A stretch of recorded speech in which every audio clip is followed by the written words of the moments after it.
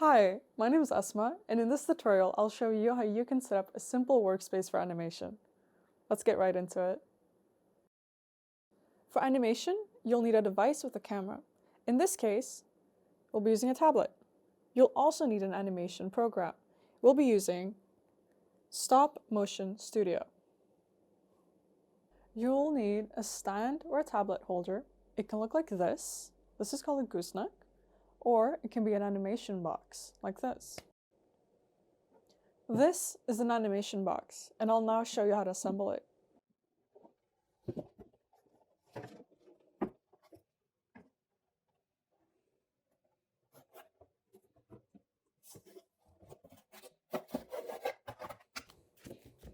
Don't be afraid to use a little force. And last but not least, the lid with a little hole in it.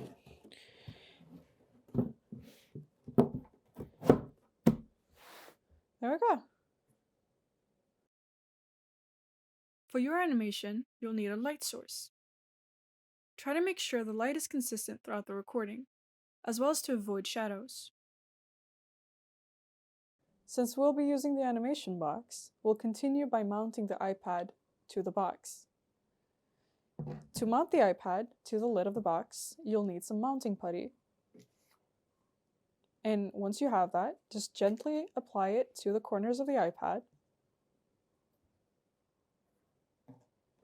And make sure you double check the placement of your camera and the hole before you set it down. And gently press it down, just to make sure it stays stable during the recording. Now that we've finished setting up the iPad, navigate to the Stop Motion Studio app and open it up. Once you're in the app, press the plus to start a new project. You'll also need a background, which you'll need to stick to a surface with mounting putty. And finally, the object you'll be animating. In the next tutorial, we'll go through some of the important settings that you need to adjust before you start animating.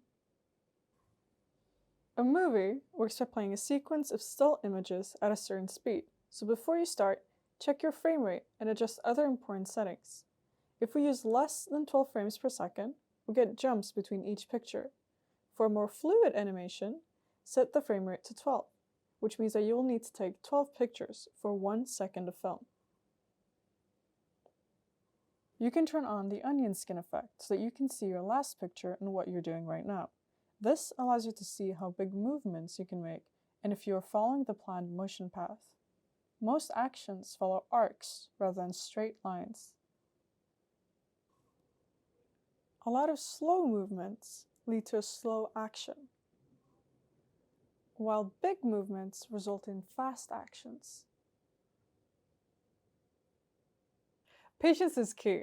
And remember, the more you animate, the better you'll get. And before you know it, you'll be an animation master. So good luck and feel free to revisit this video.